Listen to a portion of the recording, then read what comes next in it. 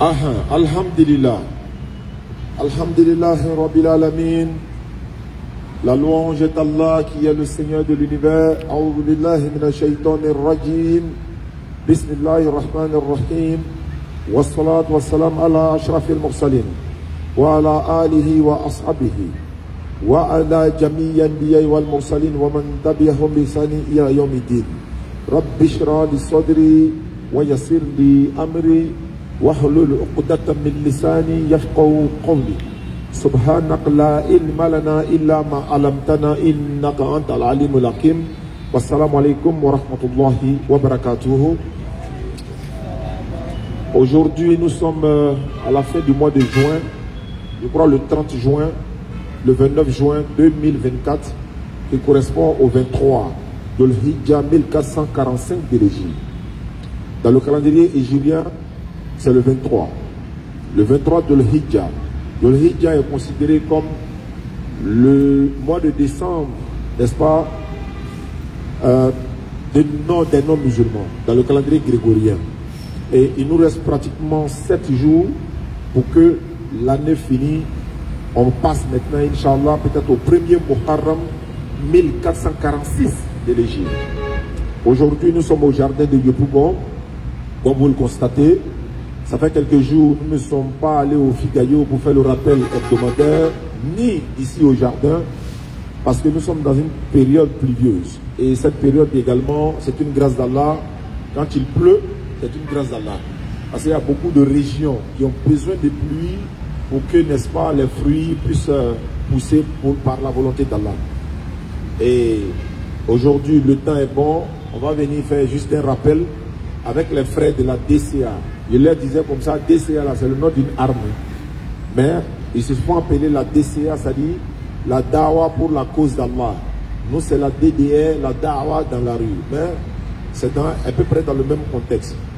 Donc, nous faisons la Dawa. La Dawa signifie appeler les gens ou encore transmettre aux gens le message d'Allah.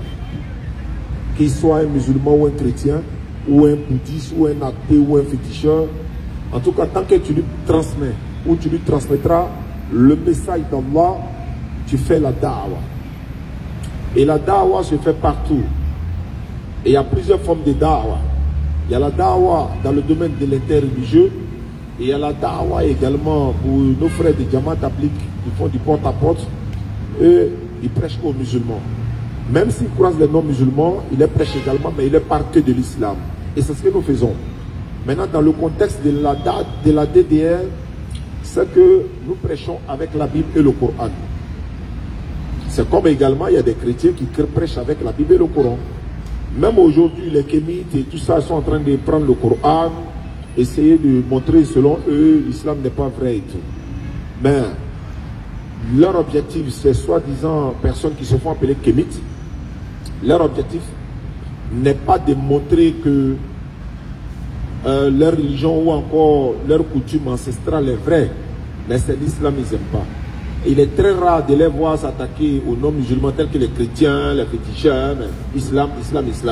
Non, ça vient des Arabes, etc., etc. Non, nous disons, l'islam n'est pas une religion des hommes, ce n'est pas une religion inventée. Et lorsqu'ils nous disent, non, mais il faut que nous retournions, n'est-ce pas, à nos coutumes ancestrales, c'est-à-dire que nous devons adorer nos ancêtres. Donc, les gars, vous qui nous suivez, allez les frères qui sont là, dans 100 ans, moi je serai ancêtre de d'autres. Hein.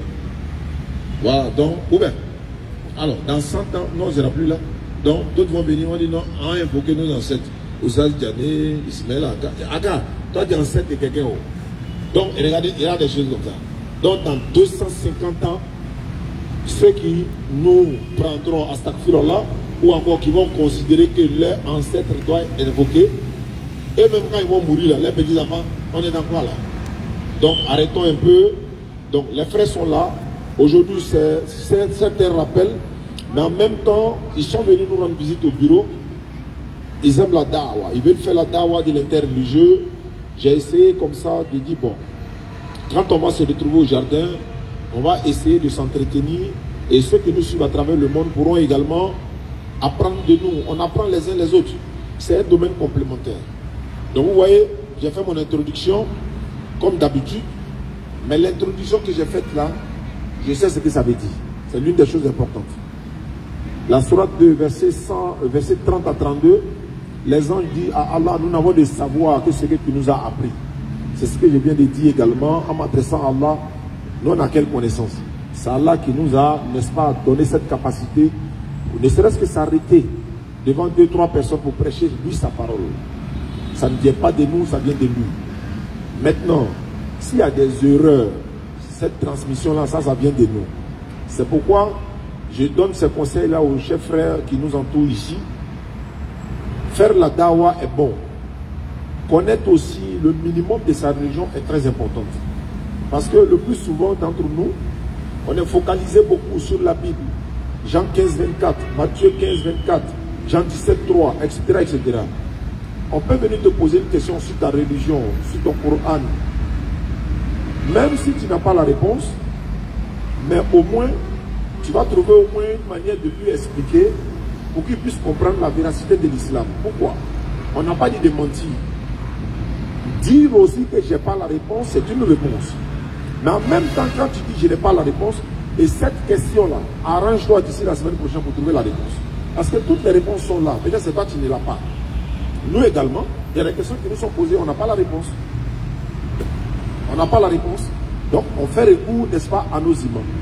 Vous voulez faire la dawa, c'est une très bonne chose. Les mérites de la dawa, c'est Allah seul qui nous récompensera. Et c'est ce que les prophètes ont fait.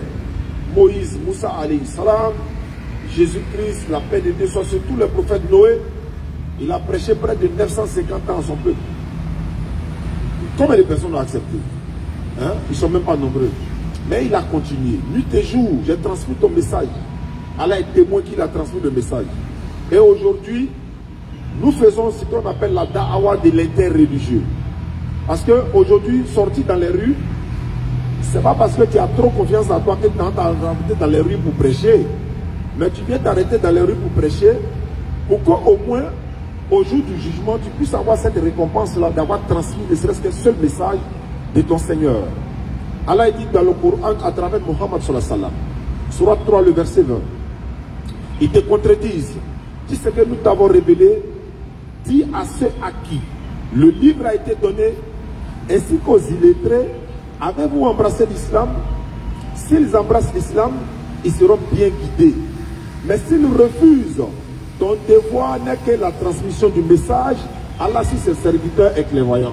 Ça, c'est une question, c'est une sourate, c'est une sourate qui peut répondre ou qui doit répondre à quelqu'un qui te dit, par exemple, l'islam s'est imposé par la violence. L'islam, c'est la contrainte. On doit obliger les gens à devenir musulmans. Tu ne deviens pas musulman, on doit te tuer. Ou encore, tu quittes l'islam, on doit te tuer. Sourate 3, le verset 20. Ils te contredisent. C'est ce que nous t'avons révélé. Dis à ceux à qui le livre a été donné, ainsi qu'aux illettrés. Est-ce que vous êtes prêts à devenir musulmans? Hein? Est-ce que vous êtes prêts? S'ils acceptent l'islam, ils seront bien guidés. Il faut leur dire ça.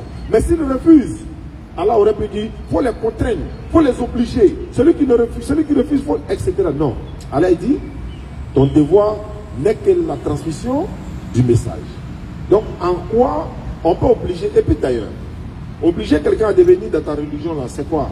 Certains ont dit, le prophète sallam, il a obligé les gens à devenir musulmans, mais nous leur posons la question souvent, mais le prophète sallam n'est plus là. S'il vous a obligé, si moi je vous oblige à devenir musulman, vous avez eu peur de moi, vous avez embrassé l'islam. C'est moi je suis mort là. Mais vous retournez dans ce que vous étiez, non? Normalement. Celui qui vous a obligé n'est plus là. Mais pourquoi ils sont restés musulmans et ils ont continué à être musulmans jusqu'à aujourd'hui? Et certains, plein sont morts dans l'islam. Donc c'est faux et archi faux. Pour dire quoi? Certes, tout le monde peut faire la dawa, mais tout le monde n'a pas la capacité de faire la dawa.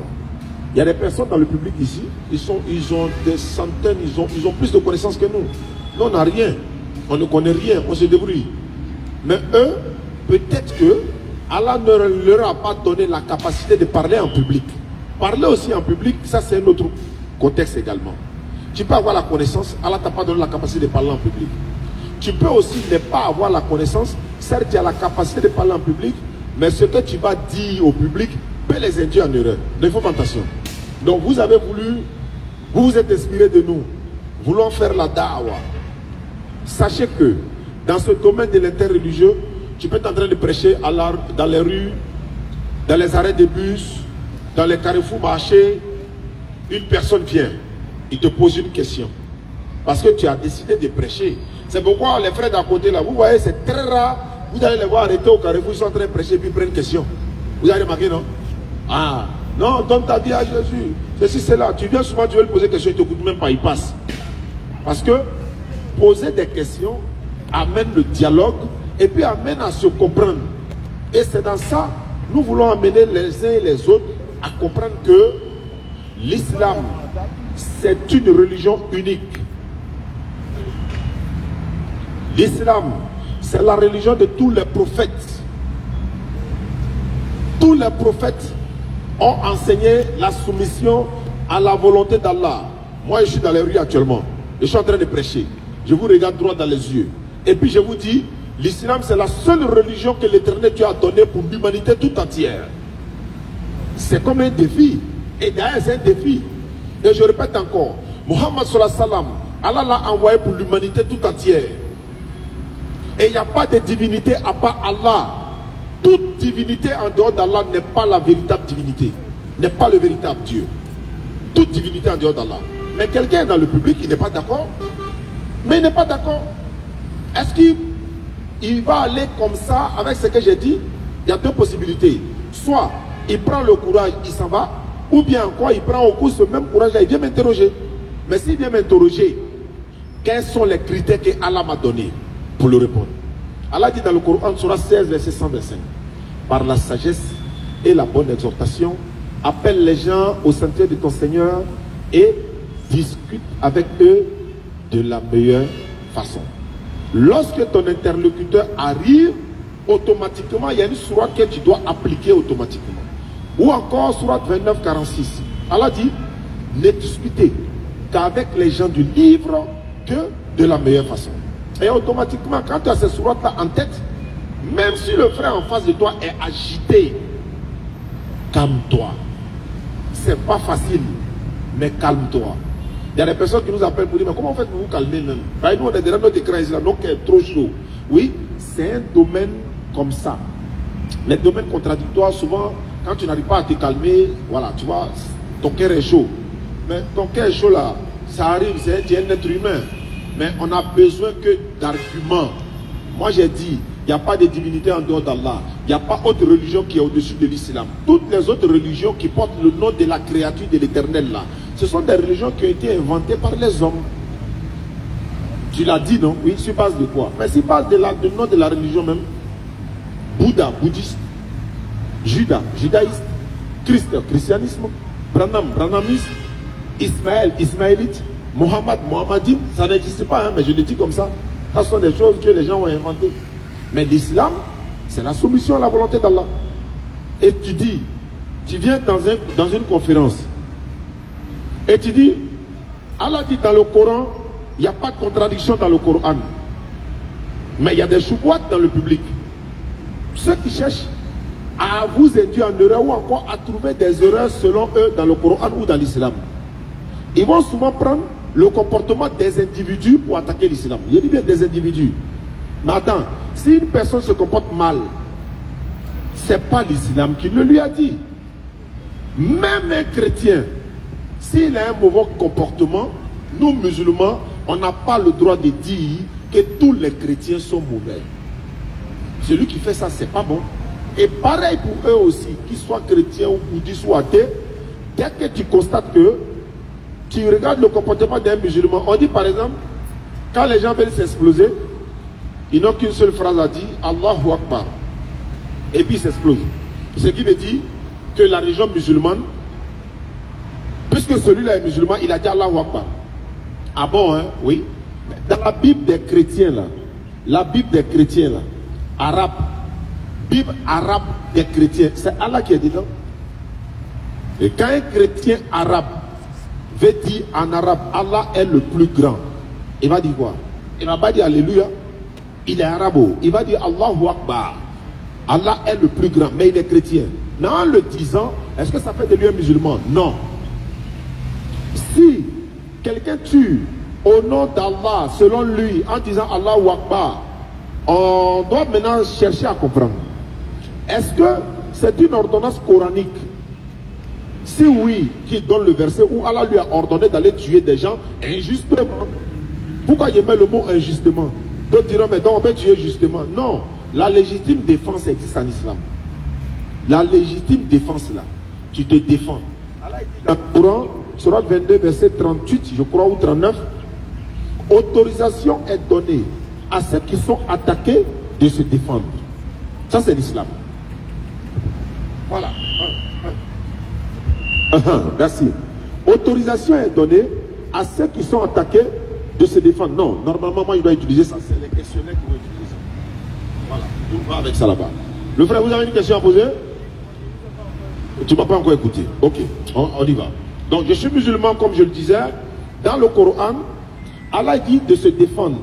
Mais même dans la défense, Surat Taubat, Surat 9, verset 4 à 6, Allah dit, tuez-les où que vous les trouviez.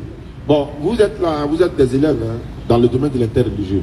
Quelqu'un te donne dans Surat 9, verset 4 à 6, ou bien 4 même. Et dit, Allah dit, tuez-les où que vous les trouvez. Toi, tu prends le verset, effectivement, c'est écrit. Tuez-les où que vous les trouvez. Il dit, voilà, votre religion dit de nous tuer.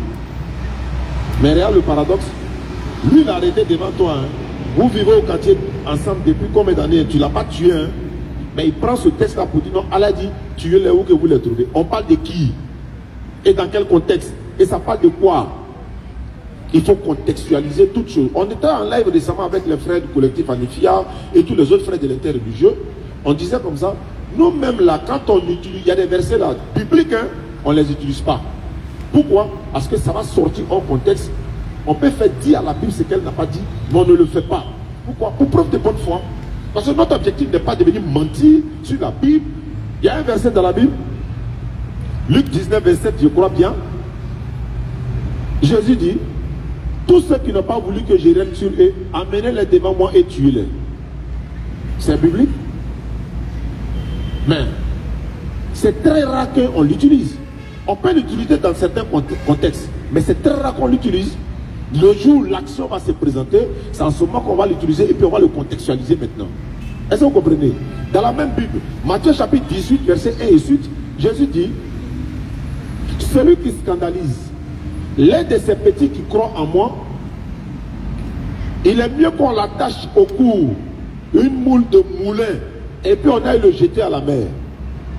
Bon, moulin là, ça peut peser au moins 5 à 20 à 30, 50, 60, 100 kilos.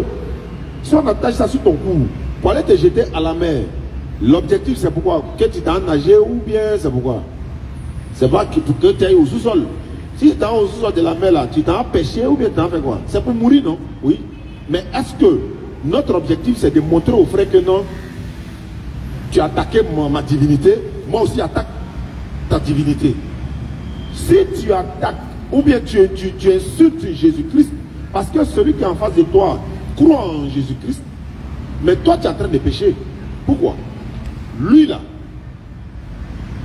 il y a certains, il n'a pas honte en fait.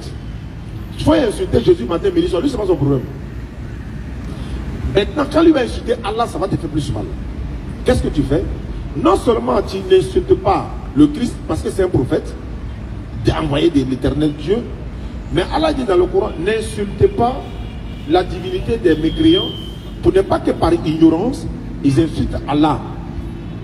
Donc quand tu vas insulter, en voulant faire mal à celui qui croit en Jésus, toi tu es en train d'insulter le prophète de l'éternel Dieu, mais lui ça ne lui dirait rien. Donc faisons attention dans le domaine de l'interreligieux. Ce sont des conseils que je vous donne.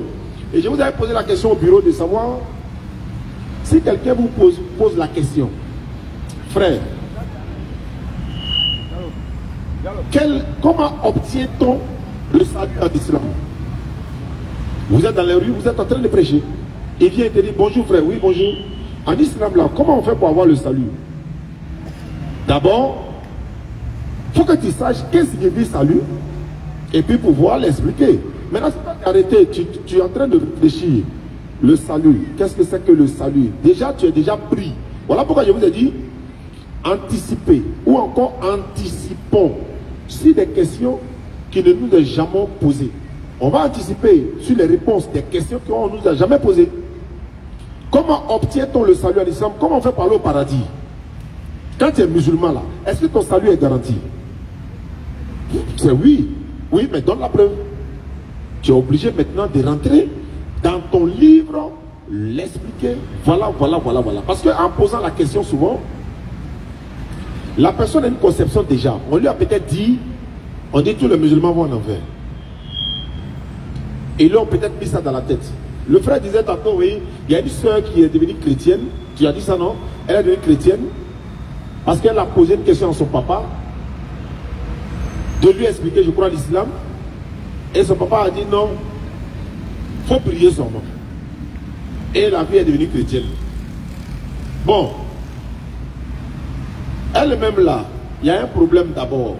Parce que poser une question, papa te dit de prier, et puis automatiquement tu deviens chrétien, il y a un problème. Donc si le pasteur te dit la même chose, non, il faut prier son nom, non, ça ne fonctionne pas comme ça. On ne jette pas sa foi comme ça. Et cette fille, si Allah facilite qu'on la rencontre, Inch'Allah, on fera ce qu'on peut, Allah va accomplir le reste, quoi. Sinon, soit le vieux n'a pas voulu rentrer dans beaucoup de détails avec elle. Tu viens poser la question à ton papa, qu'est-ce que c'est que l'islam? Il doit te répondre, l'islam, c'est une religion. L'islam signifie la paix. L'islam, c'est celle-là qui est la religion divine que Allah, l'éternel Allah a donnée pour l'humanité tout entière. Et c'est à travers cette religion islam que nous allons accéder au paradis en appliquant les lois qui sont dans l'islam. L'islam, c'est le nom, mais ce qui contient l'islam, il y a toute une vie dedans. Toute la vie de l'être humain est dedans. L'adoration à un Dieu unique, hein, le respect des parents, la bonté avec ses voisins, le monde légal, le pèlerinage, tout est dedans.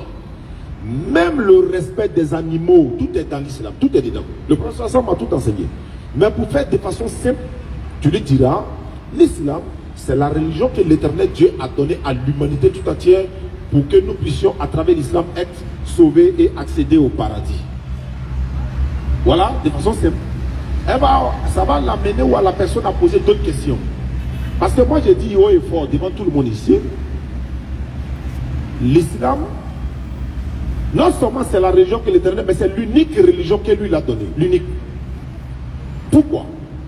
L'islam veut dire la soumission à la volonté d'Allah. Quelqu'un qui se soumet à la volonté d'Allah. Parce que la femme, voilà, donne le micro, la femme peut être soumise à son mari, l'employé peut être soumis à son patron, l'enfant peut être soumis à son papa, mais je parle de la soumission à la volonté de l'éternel Allah, le créateur des cieux et de la terre. Bonne arrivée, chef frère. Bonsoir. Bonsoir. Comment vous vous appelez? Je me nomme ici Soro Yannick. Oui. Jeff P. Allons-y, frère. En fait, je vous ai écouté. Oui. Un temps soit peu, je vous ai déjà conclu. Quand je dis je vous ai déjà conclu, vous voulez prophétiser. Vous prophétisez même déjà la parole de Dieu. Vous prophétisez déjà la parole de Dieu. Et ça, c'est très bien. Parce que ce que je sais, ce que je peux vous dire aussi, pour ajouter en tant qu'un petit frère, quand vous avez l'habitude de parler de Jésus-Christ, en vérité, Dieu, il suffit de dire le nom de Dieu, simplement, et puis tout est réglé. Il faut lui donner ta vie.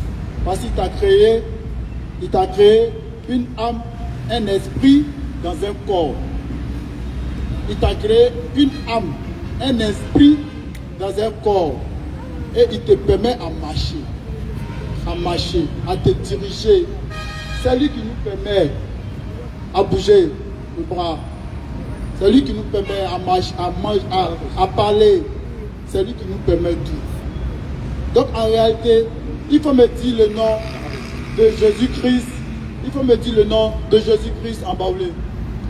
Il faut me dire le nom de Jésus-Christ en Bété. Il faut mettre le nom de Jésus-Christ en Tida. Il faut mettre le nom de Jésus-Christ en Guéré. Mais Dieu, il a son nom dans toutes les langues. Dans toutes les langues, il a son nom.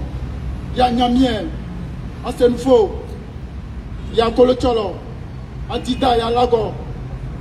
Ainsi de suite. Ainsi de suite. Donc, quelle est la question? La question, non, j'ai dit tout à l'heure au frère que je voulais faire une doléance, pas pour poser une question, pour soutenir ce que vous êtes en train de vous prophétiser la parole de Dieu. Et non, si c'était comme ça, on allait valoriser mieux le prophète Mohammed sallallahu alayhi wa sallam. On allait mieux le valoriser par rapport à Dieu. Mais quand on prononce le nom de Dieu, on le valorise peu. Parce que c'est un envoyé. Et Jésus-Christ, il n'est pas quitté au ciel. Il n'est pas quitté au ciel. Il a été sur la terre comme nous les hommes. Il a été sur la terre comme nous les hommes. Donc, il est mort, c'est fini. C'est à Dieu qu'on remet tout. C'est lui qui est le maître créateur, c'est fini. Je vois des églises qu'on change de nom partout. Assemblée des temps. Pourquoi on peut donner tant de prophètes? Prophète Kwasi, prophète Ndri, prophète Yao. Pourquoi on peut donner tant de prophètes? Le nom prophète là a de la valeur. Prophète là, c'est pas un nom qu'on donne comme ça. Tous les prophètes qui ont passé, ils ont gouverné des peuples. On va faire ça simple. D'accord. Tu as dit tout à l'heure Mohammed sallallahu alayhi wa sallam, mais tu n'es pas musulman. Comment? Tu n'es pas musulman. Hein? Je peux me prononcer? Je vous écoute, frère. Ok. Vous voyez, quand Dieu vous tient, il n'y a rien de mieux. Quand il vous tient, c'est-à-dire, vous avez la foi. Mais lorsqu'il vous tient, lorsqu'il met sa main sur vous, il n'y a rien à dire encore. Donc, c'est de savoir, est-ce que tu es musulman? Je vais dire quoi? Ou bien tu es quoi? Je veux connaître à qui je parle pour que je sache le répondre. D'accord, il n'y a pas de problème. Parce que mes élèves sont là, en même temps que je parle avec toi, ils apprennent comment j'ai fait pour communiquer avec toi. Et c'est pour ça que je les ai appelés d'observer la manière dont je vais communiquer avec toi. Lorsqu'ils seront dans cette position en dehors d'ici, ils sauront comment échanger avec toi en fonction de ta question. Parce que tout ce que tu as dit, j'ai saisi certaines choses, mais je n'ai pas compris le principal. C'est-à-dire quoi? Avec celui que je parle là, il peut être un bouddhiste, il peut être un chrétien, il peut être un athée, il peut être un kémite. En fonction de sa position, je saurai comment le répondre. D'accord, il n'y a pas de problème, il n'y a pas de problème. Moi, je suis musulman. Je suis musulman. Non, on ne dit pas j'ai musulman. On dit j'étais musulman. Non, on peut le dire, on peut créer les mots en langue. Tu peux créer tes mots en langue. Écoutez, ce que je suis en train de vous dire. Ça, c'est ma première fois d'entendre ça. Oui, tu peux créer tes mots en langue. Les Français nous ont colonisés, ils nous ont imposé les langues. Oui, mais les langues que toi tu parles là, il faut pas te former ce qu'eux ils ont dit. Non, mais tu peux donner ta version et puis à nous si l'on parle, à nous si on se comprend. On a créé une langue et que les gens parlent de ça. Bon, c'est pas grave. Vous parlez souvent de ça, non? Alors, c'est pas grave. Oui, donc, normalement, donc tu es musulman? Je suis musulman, ça c'est mon mot à moi. Ok. Je suis musulman. Et depuis, je suis quitté en prison. Parce que j'ai fait la prison. J'ai fait 2 semaines en prison. Pour faire simple. Je vais faire simple. Comme on a des personnes qui vont poser des questions, donc, je veux savoir, tu es musulman ou chrétien? Mais je vais expliquer maintenant. Tu n'as qu'à dire. Je suis musulman, je vais expliquer. Je suis musulman. Ok. Et maintenant, où je suis en train de vous parler, je ne parle plus de Jésus. Je ne parle plus d'autre chose. Je parle de Dieu. Est-ce que vous comprenez? Dieu, il est pour tous. Donc tu n'es ni musulman. Son nom c'est le monde, son nom c'est la volonté, c'est dans sa volonté nous vivons. Et lui, il suffit. Il suffit pour tout. Voilà, il n'y a pas de récitation ou quoi que ce soit. On est dans sa volonté, il nous permet de marcher. Il a créé la terre, il a créé les voilà, yeux. donc comme je l'ai fait passer au scanner, il veut, et moi je l'ai déjà cerné. Il veut aussi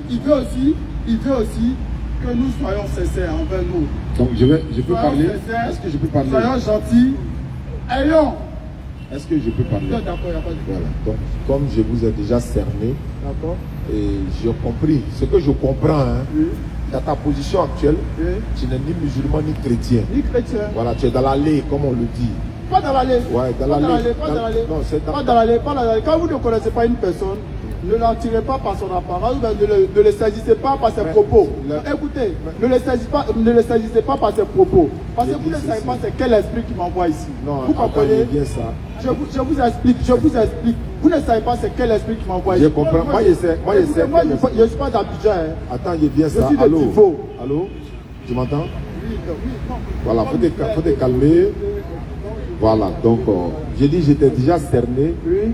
Je pense qu'on s'est compris. Oui. Voilà, parce que moi je vais à gauche, toi tu vas à droite, moi je vais à droite. Non, je viens. D'accord.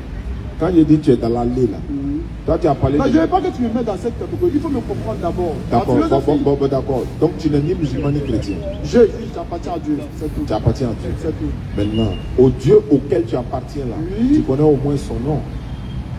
Je connais son nom. Il s'appelle comment? Dieu, il s'appelle Dieu. Mais Dieu, c'est pas un nom. Ah bon? Non. Ah, tu vois que tu ne savais pas. C'est pourquoi si on s'écoute là, on apprend beaucoup de choses. D'accord.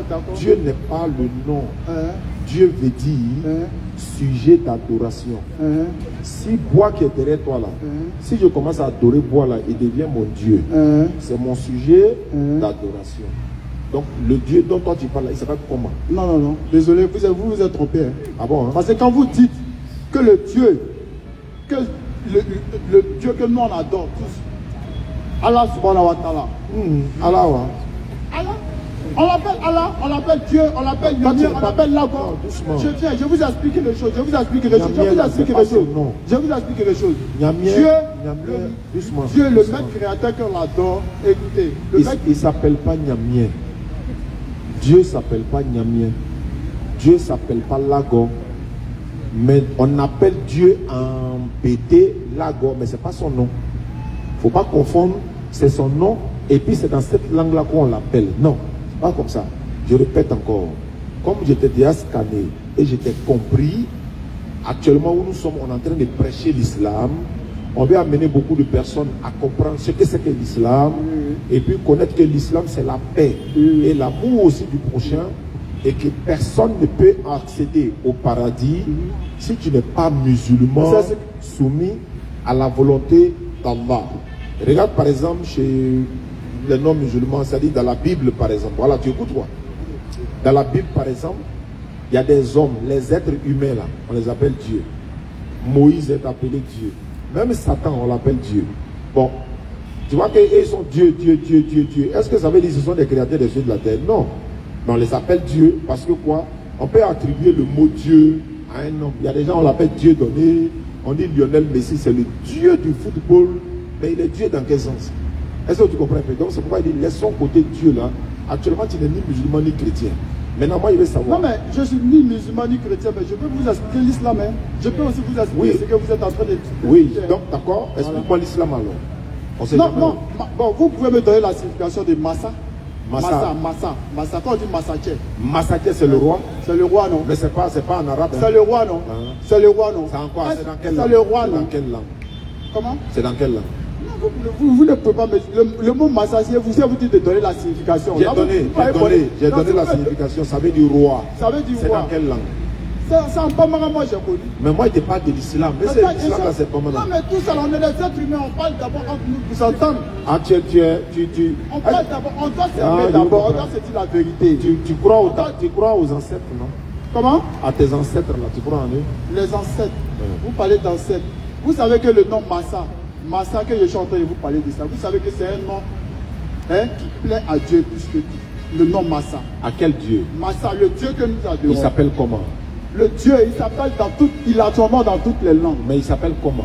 Son nom c'est quoi? J'ai dit il a son nom dans toutes les langues. Est-ce qu'il y a quelqu'un qui a une question à poser? On va passer à voilà. Lui il a une question à poser, on va passer. Merci beaucoup à toi. Tu es venu de Divo? Ok, merci beaucoup.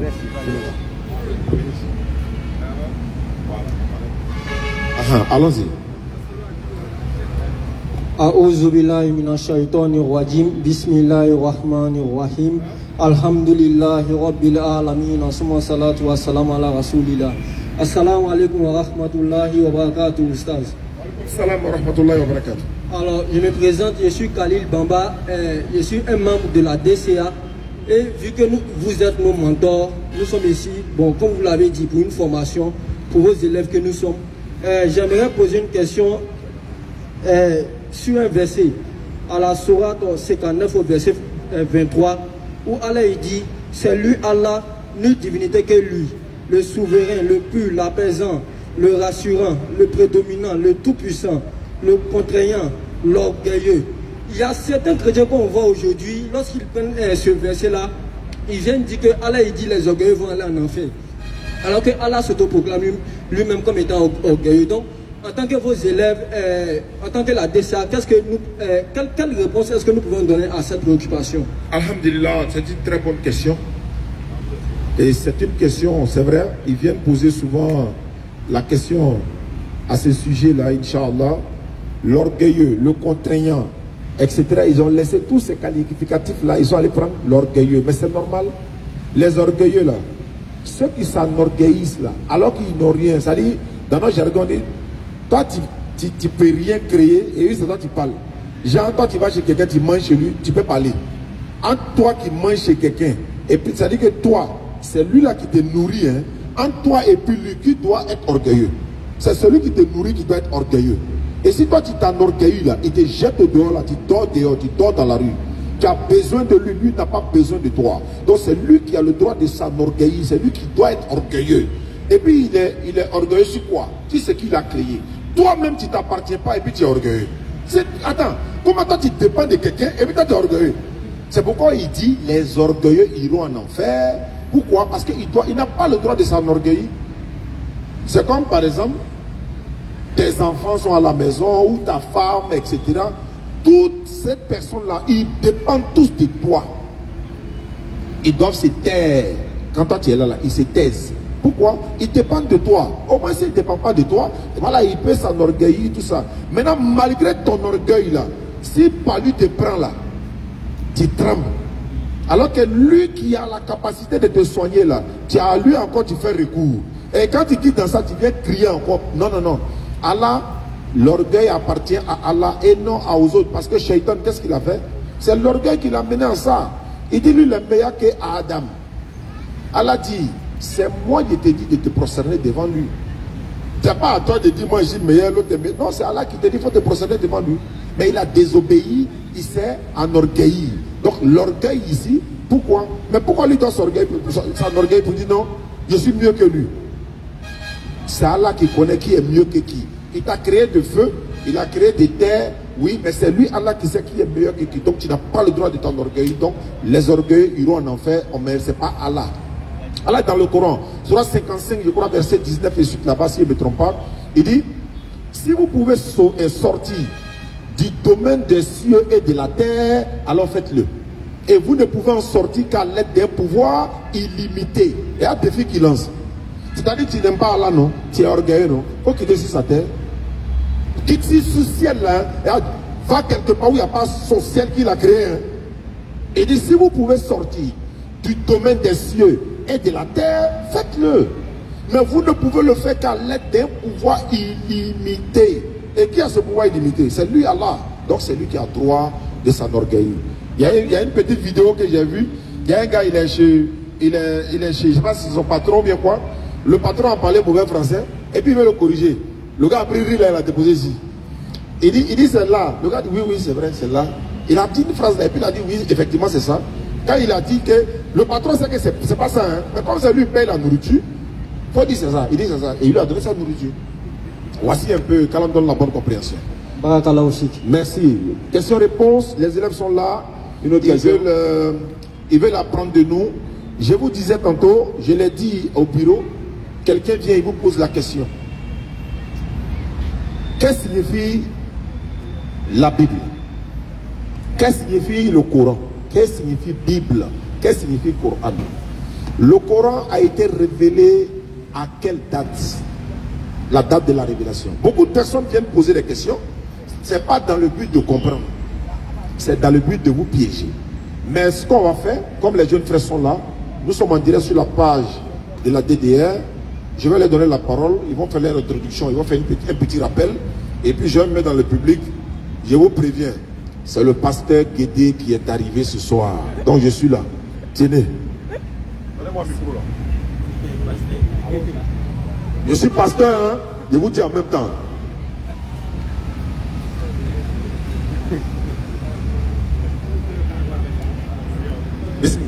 أعوذ بكلمات الله التامات من شر ما خلق بسم الله الذي لا يضر مع اسمه شيء في الأرض ولا في السماء وهو السميع العليم سبحانك لا علم لنا إلا ما علمتنا إنك أنت العليم الحكيم ولا فهم لنا إلا ما فهمتنا إنك أنت الجواد الكريم ربي زدني علما يا كريم ربي اشرح لي صدري ويسر لي أمري واحلل عقدة من لساني يفقهوا قولي. Salam alaikum wa rahmatullahi wa barakatuh à la communauté musulmane. Bonsoir ou ce que vous voulez aux personnes appartenant à d'autres confessions religieuses. C'est un immense plaisir et un réel honneur pour nous de participer au rappel de la DDR avec notre mentor, à savoir Oustaz Yané, qu'on a décidé, n'est-ce pas, d'accoster, d'approcher un temps soit peu afin d'être édifié, d'être sensibilisé, conscientisé. Donc, comme le maître il a dit, nous sommes la DCA. Le groupe de prédication religieux qui intervient dans la religion comparée.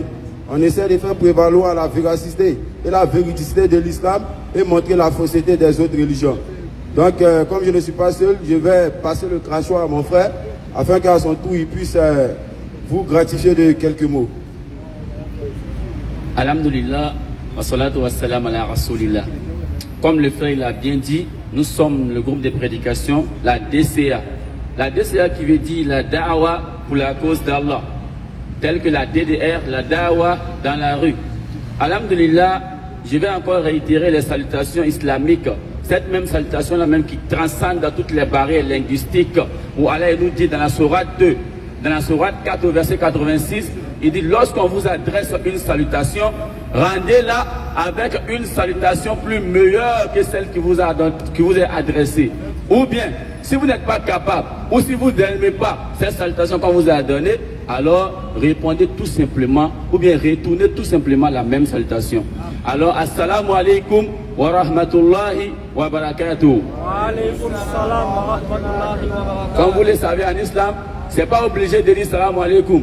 Mais quand on dit salam alaikum, tu es obligé de répondre. C'est mon droit sur toi. Alors, comme vous le savez, Allah nous a qualifiés dans le Saint-Coran. Allah nous dit comme ça, Inna dina inda Allahi l'islam.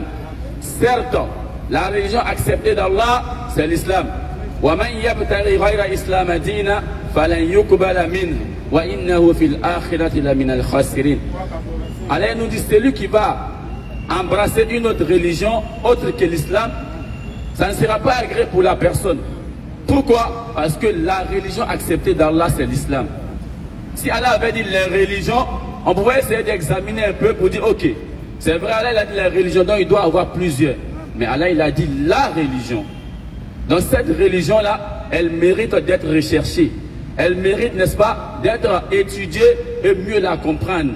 C'est pourquoi Allah nous dit dans la sourate 16 au verset 125, Bil hikma wal mau'izatul hasana ud'u ila sabili rabbik. Par la sagesse et la bonne exhortation, appelle les gens au sentier de ton Seigneur. Et c'est ce que nous faisons. Et c'est ce qu'on appelle la da'wa. La da'wa, c'est l'appel et le rappel à l'islam. L'appel à qui? À ceux qui ne sont pas musulmans, aux personnes appartenant à d'autres confessions religieuses. Et le rappel à qui? Le rappel à nos frères musulmans. Pour leur dire quoi? Vous êtes dans la vérité. Pour leur dire que vous êtes dans la meilleure religion, vous appartenez à la foi la plus noble. Donc vous devez en être fiers. Vous devez être fiers d'être des musulmans. Lorsqu'on dit musulman, tu dois dire me voici. Pourquoi? Parce que tu dis la ilaha illallah. Il n'y a pas de divinité si ce n'est Allah. Et c'est la base fondamentale de toutes choses. C'est la base fondamentale même de la création. Car même les messagers antérieurs de Mohammed, c'est la même parole. C'est le même message qu'ils ont tous prêché. À savoir, la ilaha illallah. Lorsqu'on prend Deutéronome chapitre 6, le verset 4, Moïse enseigne aux enfants d'Israël que le premier commandement est qu'il n'y a autre divinité que l'Éternel. L'Éternel, notre Dieu, est l'unique éternel. Et cette même question, ou cette même réponse a été réitérée par Jésus dans Marc 12, 29. Lorsqu'ils lui ont demandé à savoir quel était le premier commandement, il a dit tout simplement, écoute Israël, l'Éternel, notre Dieu, est l'unique éternel. Mais est-ce que ce que Mohammed a dit est différent de ce que Jésus a dit? Ou bien est-ce que ce que Moïse a dit Et ce que Jésus a dit est différent de ce que Mohammed a dit. Question. Quand Mohammed dit, je ne suis pas une innovation parmi les messagers. Je ne sais pas ce qu'on fera de moi ni de vous, mais je ne fais que suivre ce qui m'a été révélé. Mais c'est tout à fait logique. Mohammed n'est qu'un messager. Mais le messager ne sait pas ce que son Seigneur fera de lui. Mais lui fait quoi? Il obéit à son Seigneur. Effectivement. Il obéit à ce qui lui a été donné et il transmet. Car là il dit Wazakir, innama anta muzakir. C'est clair. Et il rappelle qu'à toi tu n'es qu'un simple rappeleur. Et c'est pourquoi lorsque Jésus est venu, les gens aussi, ils pensaient qu'il était Dieu. Mais qu'est-ce qu'il a dit? Ma nourriture est de faire la volonté de celui qui m'a envoyé. 104, verset 34. C'est pas moi Dieu. Hein? Et si vous voulez aller au paradis, c'est Ashhadu an la ilaha illallah wa ashhadu anna Isa Rasulallah. À l'époque, n'est-ce pas, de Jésus, et ce message était adressé aux enfants d'Israël. Effectivement. Jean chapitre 17, le verset 3. Or, la vie éternelle, c'est qu'ils te connaissent, toi, le seul vrai Dieu, et celui que tu as envoyé, Jésus-Christ. C'est ce que Jésus a dit. Mais, c'est ce que Mohammed a enseigné. Mohammed dit quoi? Lorsque quelqu'un vient adhérer à l'islam, on dit Ashhadu an la ilaha illallah wa ashhadu anna Muhammad Rasulullah. Mais pourquoi Mohammed? Parce que c'est Mohammed qui est le messager envoyé à l'univers tout entier. C'est clair. Et à l'époque de Jésus, il était envoyé aux enfants d'Israël, Matthieu 15, 24. Et Moïse aussi. Mais Jésus était le dernier messager des enfants d'Israël. Et le consolateur annoncé par Jésus, c'était qui? C'était Mohammed qui avait quelle mission? La mission de nous enseigner toutes choses. Il vous conduira dans toute la vérité. Pourquoi? Car il ne parlera pas de lui-même, mais il vous dira tout ce qu'il aura entendu. Mais Mohammed parlait au nom de qui? Question. Surah 53, le verset 3. Ma dalla sahibukum wa ma rawa wa ma yantiku anil hawa in huwa illa wahyun yuha. Votre compagnon n'est nullement fou, il ne s'est pas égaré. Parce que lorsque Mohammed parlait, les gens disaient que mais lui là même c'est un poète. C'est un égaré, c'est un fou. Il nous dit de laisser 360 idoles et adorer un seul Dieu. Mais comment un seul Dieu peut, n'est-ce pas, subvenir aux besoins de tous ces êtres humains? Donc ils vont dire quoi? Lui là c'est un fou. Alors là il dit ma dalla sahibukum. D'abord il faut savoir que Mohammed là, c'est votre compagnon. Vous l'avez vu grandir. Il était avec vous. Il vous a, n'est-ce pas, aidé dans beaucoup de choses. Il a partagé vos repas. Il vous a invité chez lui. C'est votre compagnon. Et votre compagnon que voici, il n'est pas fou. Effectivement. Il ne s'est pas égaré. Et il ne parle pas sous l'effet de sa passion.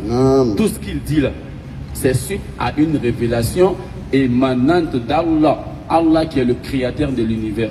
C'est pourquoi tout à l'heure, quand Oustaz parlait aux jeunes frères, il lui demandait quel est le nom de ton Dieu. Parce que nous savons que Dieu là, c'est un nom commun. Effectivement. Tout le monde peut être appelé Dieu.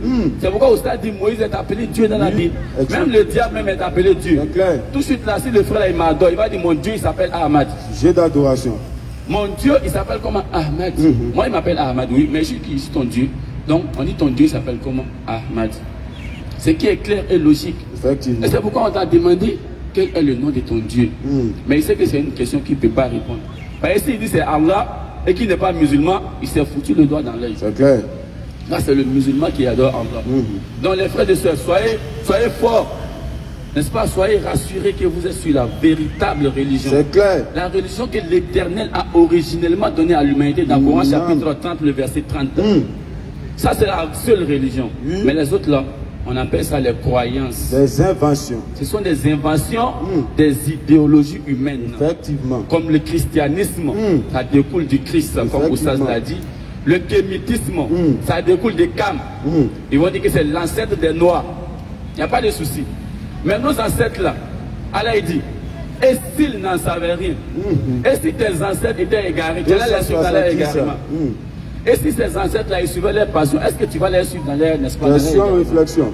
Allah dit, et si tes ancêtres n'avaient pas raisonné? Il te pose la question, pour titiller ton intelligence, pour dire que ces ancêtres dont tu parles là, c'est lui qui les a créés. Effectivement.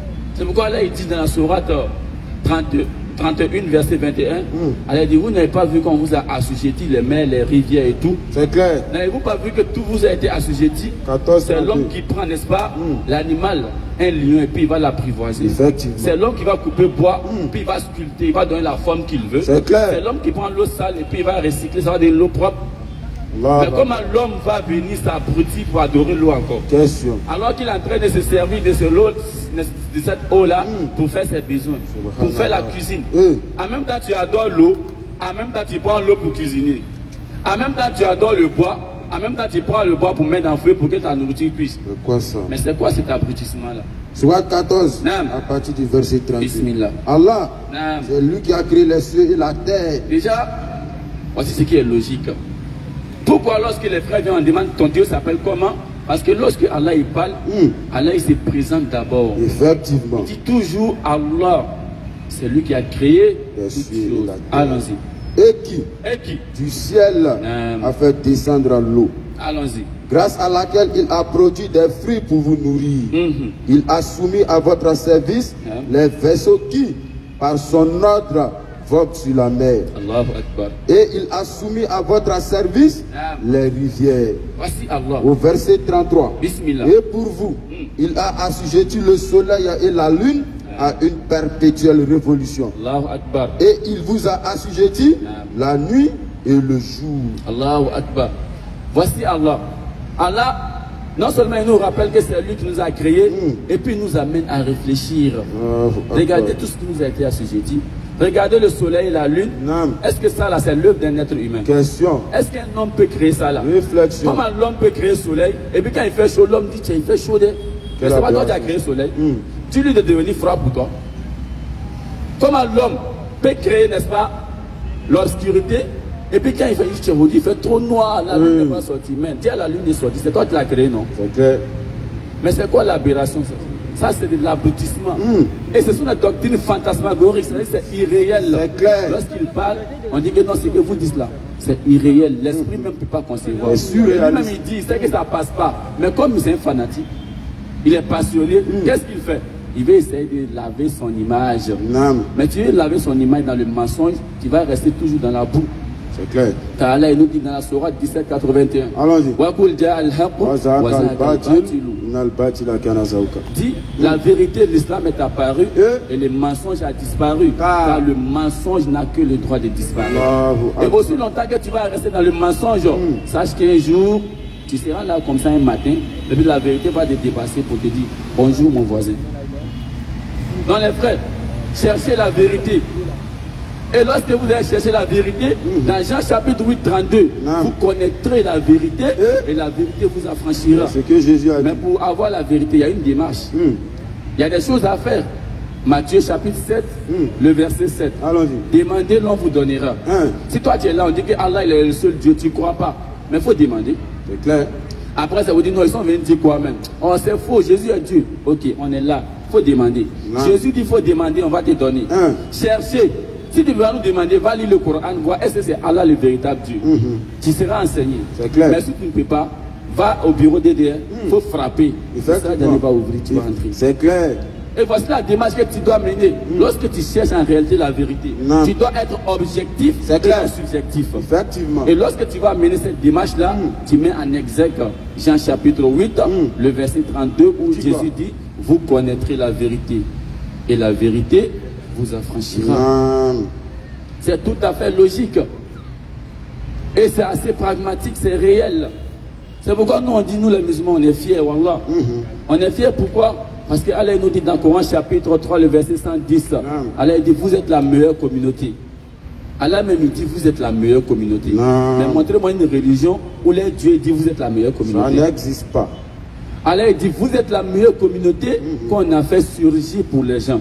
C'est-à-dire que nous, on est sortis même à cause des gens. On n'est pas sortis pour rester à la maison. À cause des gens. Et pourquoi? Parce que vous ordonnez le convenable et vous interdisez le blâmable. Mais c'est assez facile. Même un chrétien peut se lever aujourd'hui. Ok, moi j'ordonne le convenable et j'interdis le blâmable. Un féticheur va dire, bon, à partir de désormais, moi je vais ordonner ce qui est bien et je vais interdire ce qui est mal. Mais la différence c'est quoi? La spécificité c'est quoi? Allah dit wa tu'minuna billah. Et croire en Allah. Voici la différence. Voici la différence qui est entre nous et les autres. Parce que nous on croit en Allah. On ne croit pas en Grégoire. Nous on ne croit pas à n'importe qui. On croit en Allah. C'est la différence. C'est la différence. Et ceux-là qui croient en Allah, là, Allah dit entrez au paradis.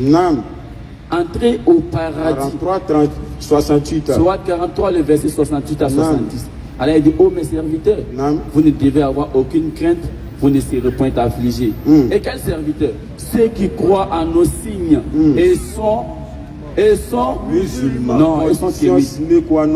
Ils sont kémites. Ils sont juifs. Vous mais c'est pas juif. C'est pas écrit juif là-bas. Ils ont écrit quoi?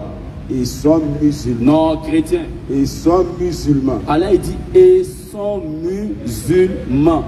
Grand M au début. Condition requise pour aller au paradis. Allahu Akbar. Allah dit entrez au paradis avec un grand P. Vous et vos épouses avec un grand E. Vous ne serez point affligés avec un grand A. C'est quelle religion qui promet ça? Et vous y serez fêtés avec grand F. C'est clair. Ça dit, ils vont vous accueillir au paradis avec fanfare si c'est possible. Mais ceux-là qui vont se détourner du rappel d'Allah. Coran chapitre 20, le verset 124. Allah dit Waman a'rad an zikri. Waman a'rad an zikri. Et quiconque va se détourner de mon rappel, fa inna lahu ma'ishatan danka. Cette personne-là mènera une vie pleine de gêne. Voici aujourd'hui, on voit la jeunesse, elle est pervertie. On voit les gens qui cherchent la solution à leurs problèmes et ils ne gagnent pas. On dit, moi-même, je ne sais pas comment je suis. Je suis maudit. Et le langage même, n'est-ce pas, un langage assez désolant, un langage assez réputant. Il dit que non, toi là-même, tu as chié dans la mosquée ou bien tu as chié dans quelle église. C'est vrai que ça ne va pas chez toi. Mais ce langage-là, nous disons que c'est assez réputant. C'est désolant. Et c'est un langage que le musulman ne doit pas prononcer. Parce que le musulman, lorsqu'il est touché par une épreuve, il sait que déjà, l'épreuve là, ça vient d'Allah.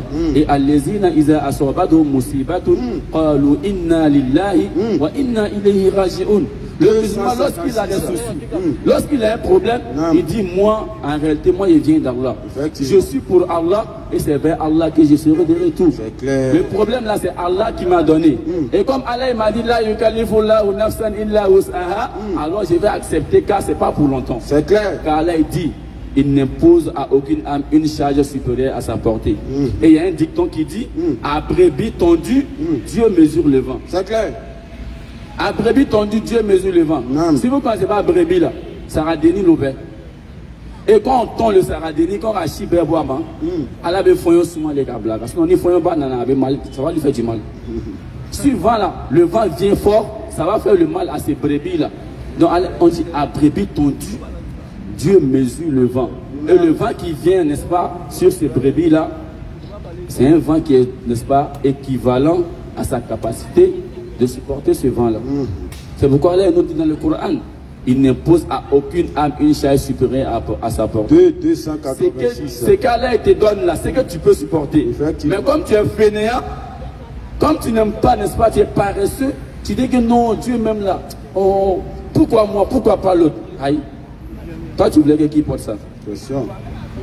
C'est que tu n'es pas musulman. Parce que le musulman, là, quand il est affligé, quand il a un problème, là, il ne dit pas non, ça ne devait pas être moi, ça devait être l'autre. Le musulman, lorsqu'il a un problème, il sait que c'est son destin. Il sait que le prophète Mohammed a dit La yu'minu ahadukum hatta yuhibbu li akhihi ma yuhibbu ala nafsi. Il sait que Mohammed a dit que nous, là, on ne sera pas croyants tant qu'on ne va pas aimer pour nos prochains, c'est qu'on aime pour nous-mêmes. Effectivement. Mais comme toi, tu es malade et tu aimes la santé, tu ne dois pas aimer que ta maladie se retourne vers l'autre. En réalité, tu dois souhaiter le bonheur de l'autre si toi-même tu es musulman et que tu veux un bonheur. En réalité, tu dois être quelqu'un de, n'est-ce pas, d'altruiste. Parce que le musulman, il vous a enseigné à travers les secteurs quaternaires, les réseaux sociaux, que le musulman il est hostile. Que le musulman il n'aime pas, n'est-ce pas, son prochain. Que le musulman il punit la femme. Que le musulman il impose tout par la violence. Mais vous avez enlevé ça où? Mais moi je ne les en veux pas. Je ne les en veux pas. Pourquoi? Parce qu'Allah nous dit, vous allez entendre des propos désagréables venant des mécréants. Mais si vous patientez et que vous endurez, ça là, c'est la bonne résolution à prendre. C'est la meilleure des résolutions. Et Allah nous dans le Coran, Wala tastawi hasanatu wala sayyi'a. Surah 41, le verset 34. Allah dit la bonne action n'est pas équivalente à la mauvaise action. Pas pareil. Repousse le mal par ce qui est bien.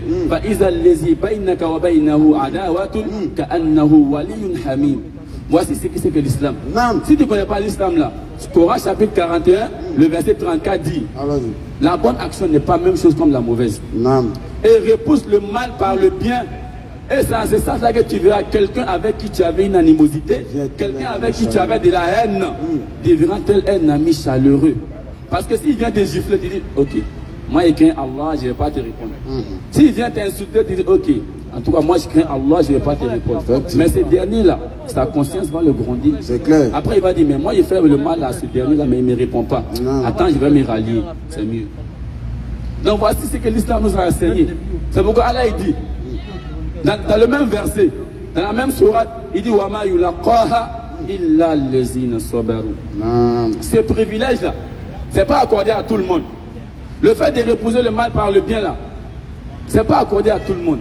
Mais c'est accordé à ceux qui sont endurants. C'est accordé aux patients. Et Wama yulaqaha illa zu hazzin azim. C'est accordé à celui qui est, n'est-ce pas, qui est doté d'une grâce immense. Et qu'Allah nous l'accorde, les frères. C'est à ce sens-là que nous on sort. Pas que nous sommes ennemis de quelqu'un, mais en réalité nous on aime tous les êtres humains. Car Allah nous l'a dit dans la sourate, Coran chapitre 43, le verset 13 ou 49, 13.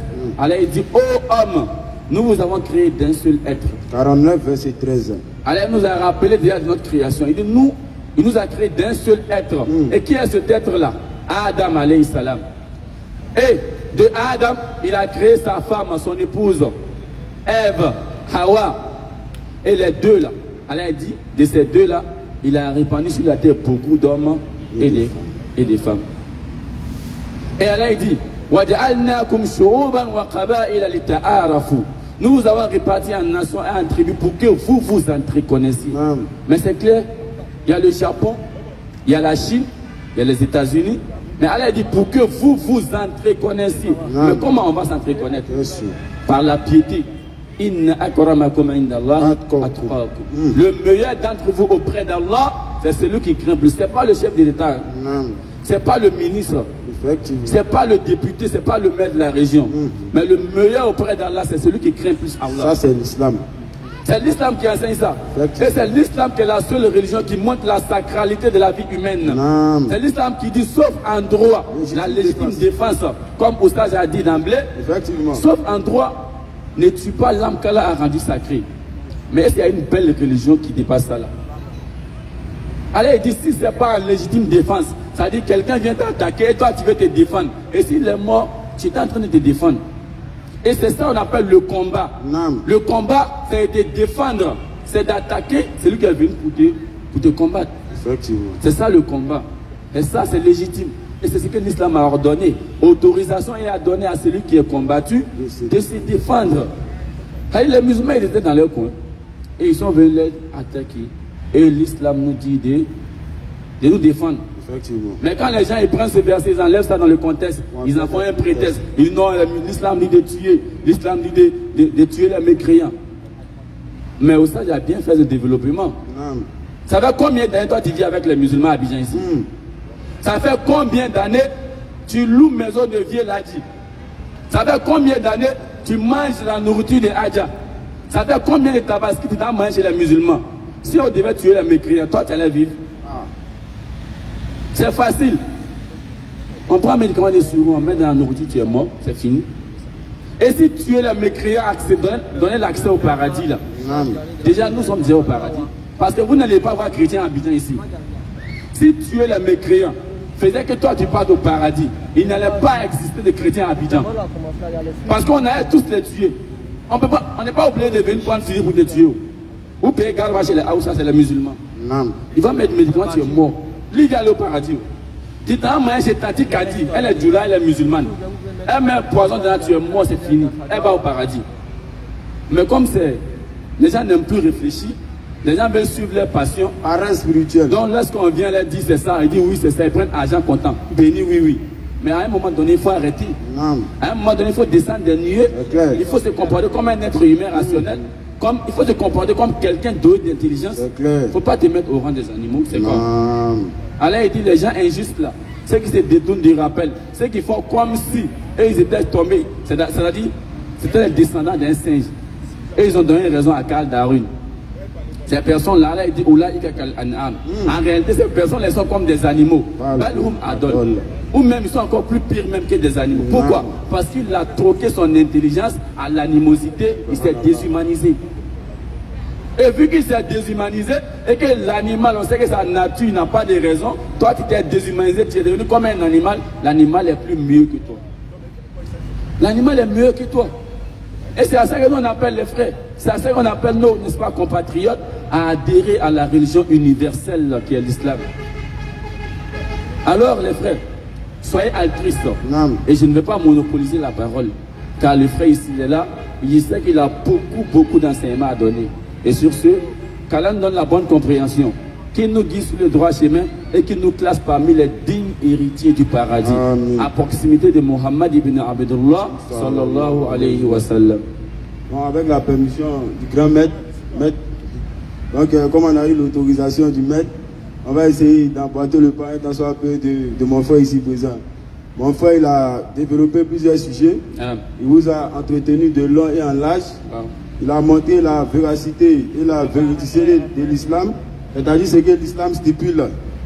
Mon frère, il a dit ici que l'islam n'a rien à voir avec ce que les gens pensent. Et il a corroboré ses dits, il n'a pas parlé de manière fortuite. Il a pris des passages coraniques pour pouvoir illustrer ses propos. Et c'est ça l'islam.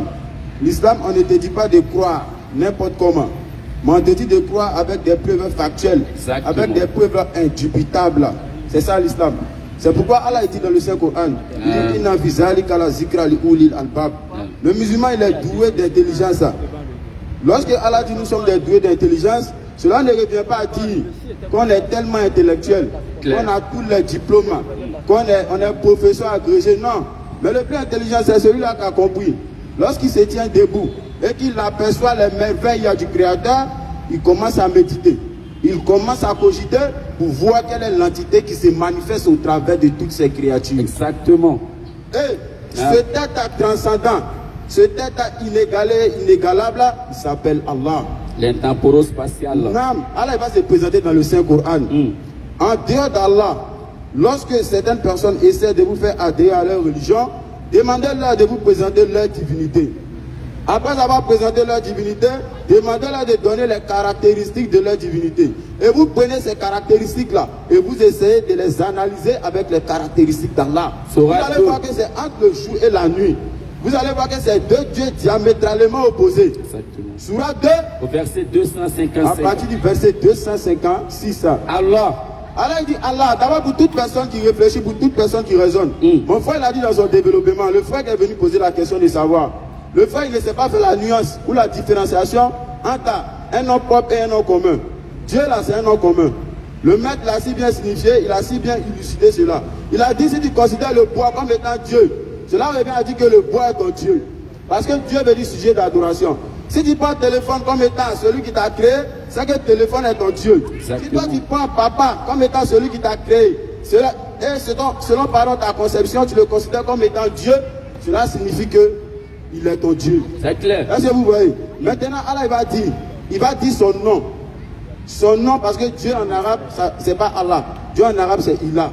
Mais le nom de Ilah, c'est Allah. Allahu Akbar. Je ne sais pas si je me fais comprendre. Allah, c'est le nom propre du créateur des cieux et de la terre. Exactement. Lorsqu'on dit un nom commun, c'est un nom qui peut être attribué à tout le monde. Mais un nom propre, c'est un nom qui caractérise, qui identifie, qui singularise à une personne. C'est clair. C'est pourquoi Allah dit Allah, nulle divinité autre que lui. Point de divinité à part lui. D'aucuns diraient que Allah n'est pas le Dieu, créateur des cieux et de la terre. D'autres même dans leur extravagance, ils disent, selon le Coran, Allah n'est pas Dieu. Mon frère répond le passage. Allah. Il dit Allah. Point de divinité à part lui. Allah dit en dehors de lui, il n'y a pas d'autre Dieu. Allons-y mon frère. Le vivant. Allah dit le vivant, Allah il est l'existant, mais Allah il n'existe pas. Parce que tout ce qui existe meurt. Mais c'est Allah qui donne la vie. C'est Allah qui donne existence. Donc Allah il est l'existant. Donc il est le vivant, mais il n'est pas vivant. Celui qui subsiste par lui-même Al-Qayoum. Nous on a besoin d'Allah, mais Allah il n'a pas besoin de nous. Exactement. Allah il se suffit par lui-même.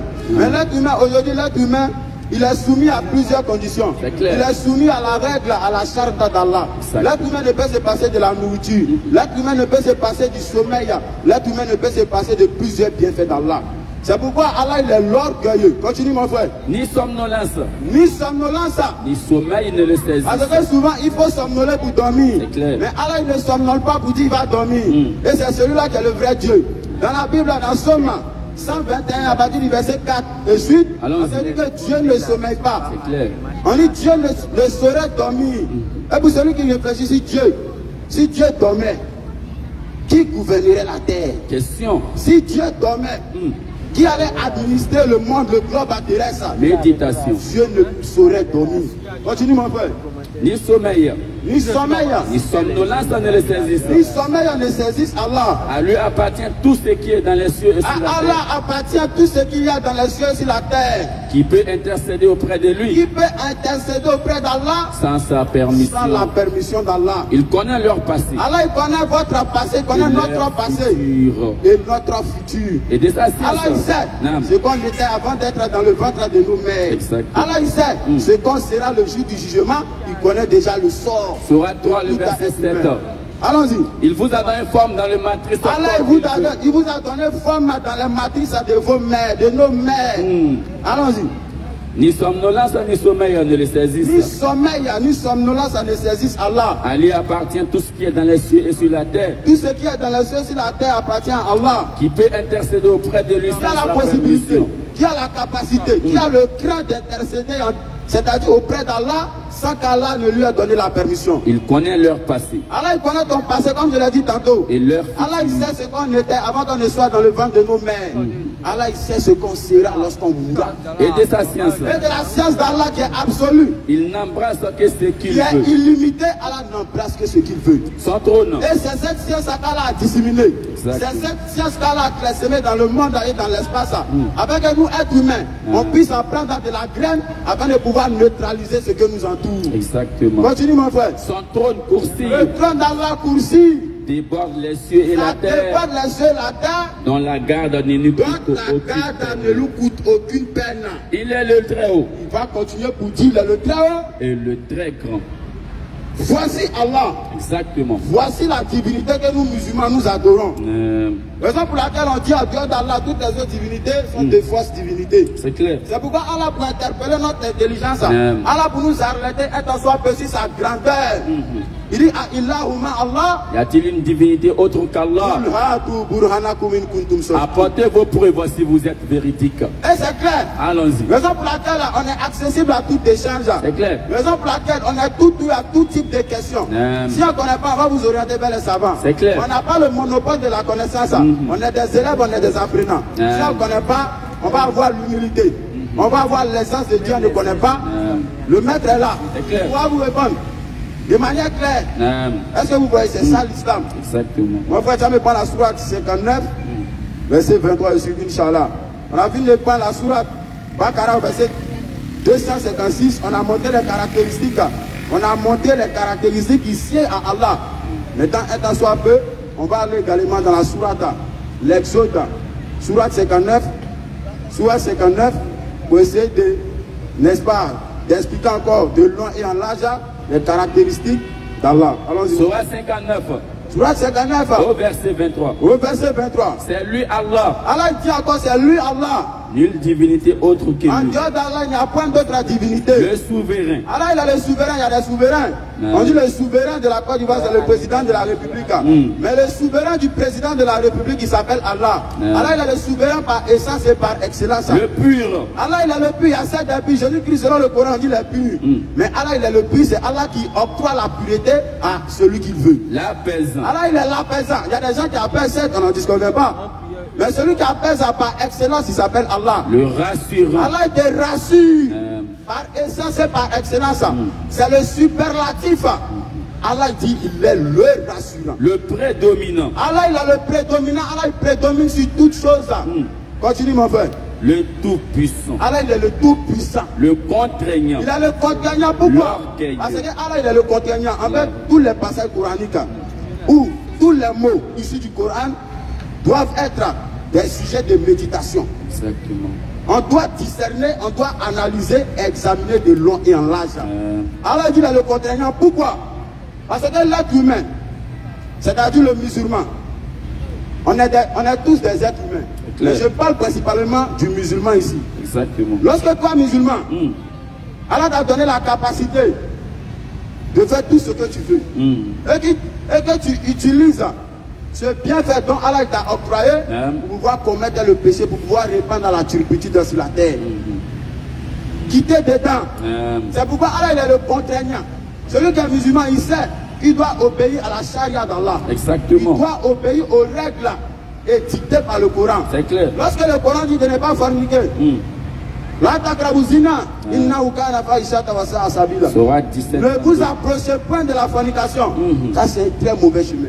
Le musulman, lorsqu'il voit ça, quand bien même il sait que ses amis, son entourage, les gens s'attendent à ça. Mais lorsqu'il voit ce passage coranique, étant donné qu'il connaît Allah et qu'il sait que Allah il est très très dur en châtiment, qu'est-ce qu'il fait? Il s'abstient. Il canalise à cette mauvaise passion. C'est ça le vrai musulman. Allons-y mon frère. L'orgueilleux. Alors il est l'orgueilleux. Les gens ne connaissent pas la quintessence ou le sens d'un mot avant de les employer. C'est clair. L'orgueil, c'est le fait de se vanter de ce qu'on a. C'est le fait de se vanter de ce qu'on est. Exactement. Nous on n'a rien créé. On est des êtres soumis, on est dépendant d'Allah. C'est clair. Allah il est indépendant, il est autonome. Donc Allah il est l'orgueilleux par excellence et par essence. C'est clair. Il est l'orgueilleux. Ne soyez pas choqués. Ne soyez pas sidérés. Lorsque le chrétien vous dit que Dieu est humble, effectivement, parce que le chrétien considère Jésus-Christ comme étant Dieu. Mais Jésus-Christ dit dans Jean 5 à partir du verset 30, je ne puis rien faire de moi-même. Selon ce que j'entends, je juge. Mon jugement est bon, car je ne cherche pas ma volonté, mais la volonté de celui qui m'a envoyé. L'humilité. Jésus les aime. C'est clair. Mais Jésus n'a jamais dit les dieux. C'est le chrétien qui le considère comme étant Dieu, comme étant la divinité qui aurait créé les cieux et la terre. Exactement. Continue mon frère. Gloire à Allah. Gloire à Allah. Il transcende dans ce qu'il lui associe. Il transcende dans tout ce qu'on peut lui associer. C'est lui Allah. C'est lui Allah. Il continue pour dire. Le créateur. Il est le créateur. C'est lui qui donne un commencement à toutes choses. Allah il est le créateur. Allah n'est pas un créateur. Ça fait la part des choses. L'être humain crée. L'être humain crée l'avion. L'être humain invente. L'invention, c'est une création. Mais on parle d'invention lorsque tu as été le premier à créer. C'est clair. Lorsque tu as été le premier à mettre en exergue. Là, on parle d'invention. Mais la création, c'est le fait d'envoyer à existence ce qui n'existait pas. Exactement. Donc, Allah dit le créateur par excellence et par essence. C'est pourquoi Jean Rostand disait la science a fait de nous des dieux. Ça, c'est la philosophie. L'homme crée, certes, mais l'homme a des limites. L'homme a des insuffisances. Maintenant, celui qui vient colmater, celui qui vient compenser ces insuffisances, il s'appelle Allah. C'est pourquoi Pascal disait la dernière démarche de la raison est de reconnaître qu'il y a une infinité de choses qu'il a dit. Ce passage où cette allégation est mise par Pascal vient démontrer l'insuffisance de l'être humain. Vient démontrer l'incapacité de l'être humain. C'est Allah qui vient compenser. Mon frère est en train de me signaler que nous sommes un peu pris par le temps. Donc Inch'Allah, on va essayer de s'asseoir notre développement avec la permission du maître Oustia Diané. Exactement. Pas si d'aller dans les barrages. Donc mon frère, si tu peux clore la Alhamdulillah. Wa salatu wa salam ala rasulillah. Étant donné que l'enseignement a été donné, et que les frères ont été servis, et que les musulmans ont enfin compris ce que c'est que la religion, et que les non-musulmans aussi ils ont une idée maintenant de ce que c'est que le véritable islam, alors on va lever les index droits pour tous ceux qui sont musulmans. On lève l'index de la foi islamique. Tous ceux qui reconnaissent Allah comme créateur, tous ceux qui reconnaissent comme Mohammed est le dernier messager, tous ceux qui aiment Jésus en tant que messager d'Allah, on va lever l'index droit. Ashhadu an la ilaha illallah wa ashhadu anna Muhammadan Rasulullah.